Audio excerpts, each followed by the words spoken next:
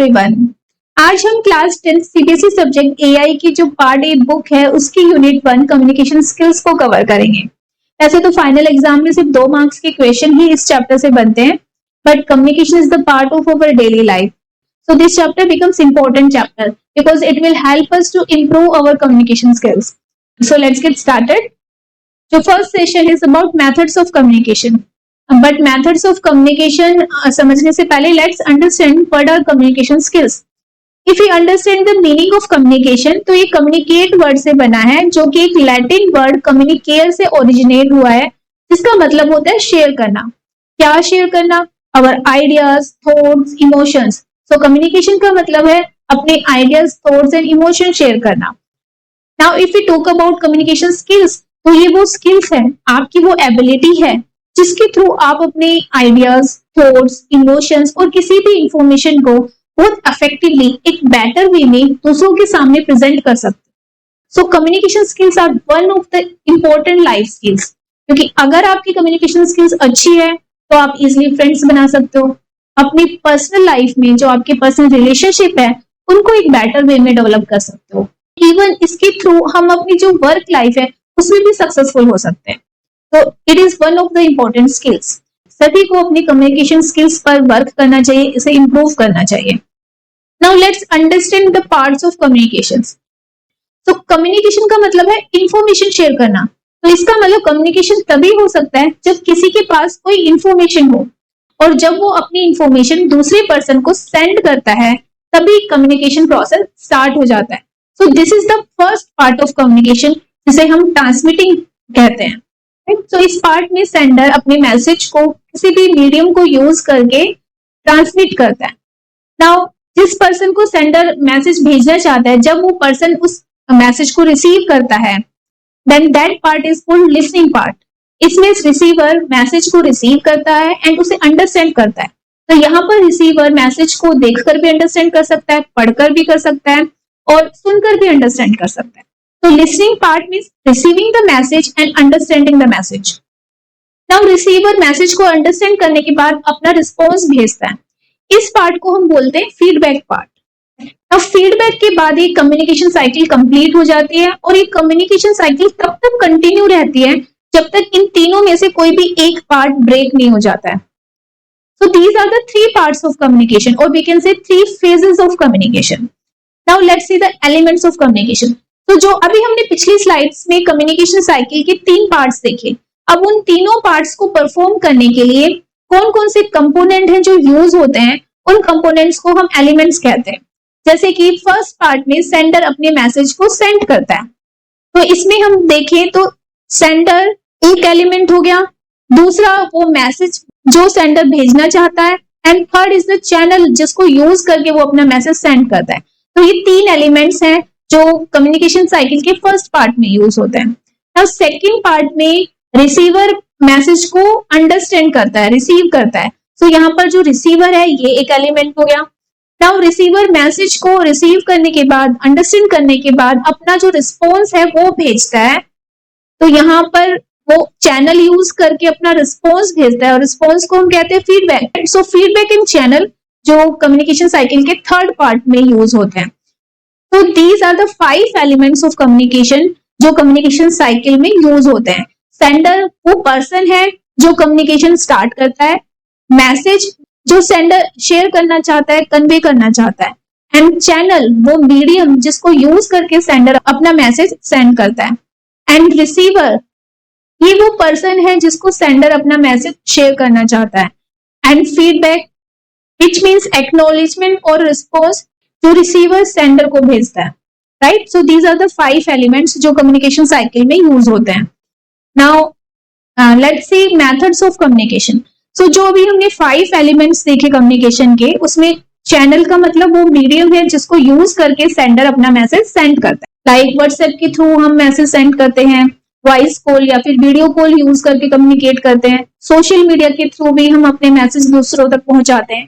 तो आज की डेट में lots of methods are available. तो उन्हीं में से कुछ मेथड्स जो मोस्ट फ्रिक्वेंटली यूज होते हैं उनको देखते हैं। तो first is face to face communication. तो ये सबसे बेस्ट एंड इफेक्टिव वे है कम्युनिकेट करने का। इसमें हम अपनी बात को बहुत क्लियरली एंड क्विकली सेंड कर सकते हैं। और सबसे अच्छी बात फेस टू फेस कम्युनिकेशन की कि इसमें हम फेशियल एक्सप्रेशंस और बॉडी लैंग्वेज को भी देख सकते हैं, जिससे हम इमोशंस को अंडरस्टैंड कर सकते हैं, जिसकी वजह से हम इफेक्टिवली कम्युनिकेट कर सकते हैं। अब next is email, that stands for electronic mail, which means electronically message transfer करना। हाँ, सो ईमेल में हम इंटरनेट यूज करके ईमेल आईडीज के थ्रू मैसेज ट्रांसफर करते हैं, जिसमें हम सेम मैसेज को एक से ज्यादा लोगों को एक बार में, जो डिफरेंट लोकेशंस पर भी हो सकते हैं, मैसेज सेंड कर सकते हैं, राइट। और ये बहुत लो कॉस्ट मेथड है, सिर्फ जो इंटरनेट के चार्जेस होते हैं वही अप्लाई होते हैं, एंड सबसे कन्वीनियंट मेथड है।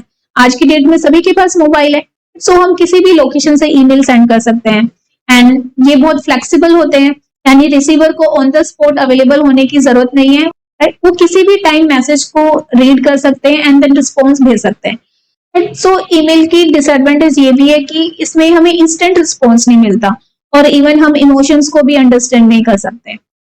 Now next is notices and posters, जिसके थ्रू हम लार्ज ग्रुप ऑफ पीपल को मैसेज सेंड कर सकते हैं। ईमेल की तरह हमें ईमेल आईडीज की भी नीड नहीं होती है मैसेज को सेंड करने के लिए। फॉर एग्जाम्पल, आपके स्कूल में नोटिस बोर्ड के थ्रू सभी बच्चों को जो भी इंपॉर्टेंट इवेंट्स हैं, लाइक कोई कंपटीशन हो रहा है, ओलंपियाड आने वाला है, या कोई और इंपॉर्टेंट इवेंट, उसकी इंफॉर्मेशन सभी बच्चों को नोटिस बोर्ड के थ्रू दी जाती है। और डेली बेसिस पर भी कौन सा सब्जेक्ट टीचर लीव पर है, उनकी जगह कौन सा दूसरा टीचर आपकी क्लास लेगा, वो इंफॉर्मेशन भी आपको जो टाइम टेबल है वो नोटिस बोर्ड पर लगा दिया जाता है, राइट। और इसके अलावा आप पब्लिक प्लेसेस पर, मार्केट में या किसी मॉल में जब विजिट करते हो, तो जो भी डिस्काउंट ऑफर है या फिर सेल है, उसकी इंफॉर्मेशन भी एक पोस्टर्स या पैम्फलेट्स के थ्रू पब्लिक को दी जाती है, राइट। तो नोटिसेस एंड पोस्टर्स के through large group of people को इंफॉर्मेशन सेंड की जा सकती है। Now next is business meetings, right. So organisations और कंपनीज किसी भी इंपॉर्टेंट मैटर पर डिस्कस करने के लिए बिजनेस मीटिंग्स कंडक्ट करती हैं, जिसके अंदर ग्रुप ऑफ पीपल इन्वॉल्व होते हैं, वो एक दूसरे से इंटरेक्ट करते हैं, डिस्कस करते हैं ऑन द मैटर जिस पर भी वो मीटिंग्स कंडक्ट की गई है। फॉर एग्जाम्पल, एक मैनेजर को सेल्स परफॉर्मेंस डिस्कस करनी है अपने एम्प्लॉइज के साथ, तो वो बिजनेस मीटिंग कंडक्ट कर सकता है। और बिजनेस मीटिंग्स की तरह ही स्कूल के अंदर स्टाफ मीटिंग्स होती हैं, उसके अंदर principles and teachers school performance के बारे में, या कोई करिकुलम नया ऐड हुआ है, या कोई नया रूल अप्लाई करना है, उसके बारे में डिस्कस करते हैं। तो मीटिंग्स के अंदर ग्रुप ऑफ पीपल होते हैं जो एक दूसरे से इंपॉर्टेंट मैटर्स पर डिस्कस करते हैं। एंड इनके अलावा भी बहुत सारी मेथड्स अवेलेबल हैं, like social media, Instagram, Facebook, इनके थ्रू भी हम अपना मैसेज शेयर करते हैं। एंड वॉइस कॉल और वीडियो कॉल और messages like WhatsApp and news letters, blogs, website, books, magazines, YouTube, बहुत सारे मेथड्स आज की डेट में अवेलेबल हैं। सो हम इनमें से कोई भी मेथड यूज कर सकते हैं कम्युनिकेट करने के लिए। But now the question is कि कौन सा मेथड बेस्ट रहेगा कम्युनिकेट करने के लिए। Now that depends on many factors, like आपका टारगेट ऑडियंस क्या है, वन पर्सन को भेज रहे हो या फिर ग्रुप को भेज रहे हो मैसेज, किसी इंपॉर्टेंट पर्सन को भेज रहे हो या फिर किसी कॉमन पर्सन या डेली फ्रेंड से मिल रहे हो उसको भेज रहे हो। फॉर एग्जाम्पल, आपको इन्फॉर्मेशन मिली है कि कल स्कूल विदाउट बैग जाना है, maybe because of some function. So अगर आपको अपने फ्रेंड को इन्फॉर्म करना है तो आप उसे कॉल कर सकते हो, बट से टीचर ने आपको बोला है कि पूरी क्लास को इन्फॉर्म कर दो। नाउ यहाँ पर आप 30-40 स्टूडेंट्स को तो कॉल नहीं करोगे, यहाँ पर अब आप जो स्कूल का व्हाट्सएप ग्रुप है उसको यूज करके सभी स्टूडेंट्स को इन्फॉर्म करोगे, राइट। सो टारगेट ऑडियंस पे भी डिपेंड करता है कि कौन सा मेथड बेस्ट रहेगा कम्युनिकेट करने के लिए। And next is the cost. तो बहुत सारी मेथड्स अवेलेबल हैं, कुछ फ्री ऑफ कॉस्ट हैं, कुछ बहुत लो कॉस्ट मेथड हैं लाइक ईमेल, और कुछ हाई कॉस्ट मेथड होते हैं जैसे कि पोस्टर्स, नोटिस बोर्ड, क्योंकि इसमें हम पेपर पे प्रिंट निकालते हैं। फॉर एग्जाम्पल, आपके स्कूल में एनुअल फंक्शन ऑर्गेनाइज किया जा रहा है, नाउ स्कूल को सभी पेरेंट्स को, वीआईपीज एंड गेस्ट को इनवाइट करना है।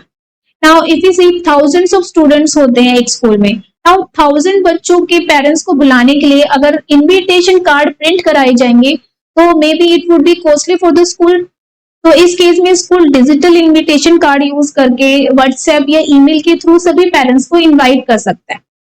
Now VIPs and guest important persons हैं, इनको इनवाइट करने के लिए स्कूल हाई कॉस्ट बियर कर सकता है। सो इस केस में school printed invitation card use करेगा और इन वीआईपीज इन गेस्ट को पर्सनली इनवाइट करेगा। और अगर हम अपनी नॉर्मल लाइफ में देखें, अपनी पर्सनल लाइफ में देखें, किसी की शादी है घर में, से आपके बड़े भाई या बहन की शादी है और बुआ को इनवाइट किया जा रहा है, तो वहां पर फोन कॉल के थ्रू तो उनको इनवाइट नहीं कर सकते, वो बुरा मान जाएंगी, मे बी शादी में भी ना आए। तो इस केस में बुआ कितनी ही दूर रहते हो, आपको उनके घर जाके प्रिंटेड इनविटेशन कार्ड देना पड़ेगा एंड देन उनको बुलाना पड़ेगा, राइट। सो ऑडियंस पे भी डिपेंड करता है कि कितनी कॉस्ट बियर कर सकते हो। इंपॉर्टेंट पर्सन है तो हम हाई कॉस्ट भी बियर कर सकते हैं, और अनइम्पोर्टेंट पर्सन है तो हम फ्री या फिर लो कॉस्ट मेथड भी यूज कर सकते हैं, राइट। सो दिस मीन्स जो भी मेथड हम चूज करते हैं वो रिलेशनशिप पर भी अफेक्ट करता है, तो हमें जो भी मेथड चूज कर रहे हैं वो ध्यान से चूज करना चाहिए। एंड दूसरा, आपके मैसेज की इंपॉर्टेंस भी बताता है कि आपका मैसेज कितना इंपॉर्टेंट है। जैसे कि अगर अर्जेंट मैसेज है, तो कोई भी ऐसा मेथड जिसमें हम इंस्टेंटली रिसीवर तक इंफॉर्मेशन पहुंचा सके। फॉर एग्जांपल, स्कूल में फायर ड्रिल है तो तुरंत अनाउंसमेंट के थ्रू सभी बच्चों को इन्फॉर्म किया जाता है। बट से स्कूल नेक्स्ट मंथ सभी बच्चों को पिकनिक पर लेके जाने वाला है, तो यहाँ पर मैसेज इतना अर्जेंट नहीं है, नेक्स्ट मंथ स्कूल पिकनिक है, सो इसके बारे में नोटिस बोर्ड के थ्रू बच्चों को इन्फॉर्म किया जा सकता है, राइट। सो मैसेज की प्रायोरिटी पे भी डिपेंड करेगा कि कौन सा मेथड बेस्ट रहेगा, एंड टाइप ऑफ इंफॉर्मेशन पे भी डिपेंड करता है कि कौन सा मेथड आप चूज करोगे। फॉर एग्जाम्पल, आप शादी में गए थे इसलिए होमवर्क नहीं कर पाए, तो ये आपको टीचर को बोलना है तो आप फेस टू फेस बोल सकते हो। बट अगर आपको इन्फॉर्म करना है कि नेक्स्ट 2 डेज आप स्कूल में एब्सेंट रहोगे क्योंकि आपको किसी शादी में जाना है, तो इसके लिए आपको लीव एप्लीकेशन यानी रिटर्न फॉर्म में टीचर से कम्युनिकेट करना होगा, राइट। तो किस टाइप की इंफॉर्मेशन सेंड कर रहे हो उस पर भी डिपेंड करता है कि कौन सा मेथड आप चूज करोगे। तो ये सभी फैक्टर्स हैं जिनको ध्यान रख के हमें मेथड चूज करना चाहिए, क्योंकि जो भी मेथड आप चूज करोगे कम्युनिकेट करने के लिए, that will affect the relationship and also it will tell कि आपका जो मैसेज है वो कितना इंपॉर्टेंट है, right. Next session is about verbal communication.